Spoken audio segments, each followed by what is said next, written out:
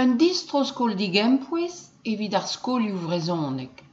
Bugal eo spen a zo er skolioù diouezek, publik a kristen, a diwan en distro-skol. Met kreski a rare c'houstadik ar chifrou, da gaver pal an 300.000 bugel skoliatet e brezhonek evit 2006 warnugen. En bannet en emgleo stad ranvro 2002 warnugen, 2006 warnugen.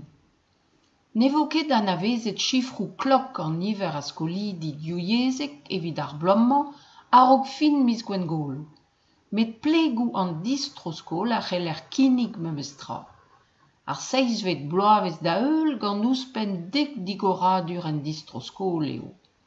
Un emdroadur doun a pouezus eo, met un distor un tammigellor eget warlene, a zielfen office publik ar brezhonek.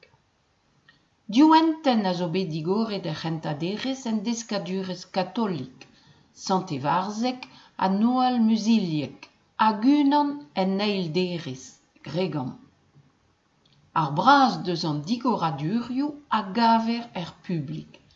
Naouenta diouezek nevez zo bet digoret e c'hentaderez, Plouzane, Brest, Plougastel Daoulas, Taole, Plougano, Caen, Raouzon, Sant-Jacques-ez-Allan, Pleskop. A pevarentat en eilderez, skolachou Kastelnevez ar Faou, Lokornan a Sine, a Lise Kemperle.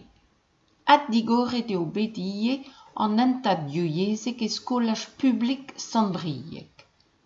Nachet zo bet an nol raktrezou en akademiez naonet gant an deskadurez stad evel warlene. Annik ebe anat digeri klasou nevez e akademiez raouzoun keneubet. Kendechel da stourm. Daoust d'an emgleo nevez stad ranvro, 2002 warnugen, 2006 warnugen, ha d'ar stanvioù daou vloachek a raktrez digeri entenno diouezek, eo bet ten an traoù beteg ar mare diveza e skol publik Plougano. Prest eo a pep tra evit matigorfe ar c'hlassad diouezek a-raok an an. Met emiz gwere e nache a rektordi digeri ar c'hlassad. Un abeg roet ganto evit choumep digeri a oa ne oa nemet eiz bugel inskrivet. Padal en testennoù officiel neus chifre bet a skolidi a rankertizout evit digeri ur c'hlassad a zisplek fanch oge tad ur bugel nevez inskrivet e Plougano. Un diouier a skolerien a zo, setu ar gwirabek. O seiz possup a zo bet gret neuze gant ar familioù a gaouzet ur manifestadek e fin miz-eost. Pe a dra da lakad a rektordi da blega. A ben ar fin eo bet galvet en-dro ar skolerez raktreset hag ar zouezadenn an eus bet da gaout 100 bugel inskrivet. Ur c'heski kadare evit diwan. Neus ket bet digoret skolioù ouzhpenn gant diwan ar blomman, met evit ar wech kenta baoe tribloaz eo kresket an niver a vugale en-dro. Tro 300 bugel ouzhpenn epken.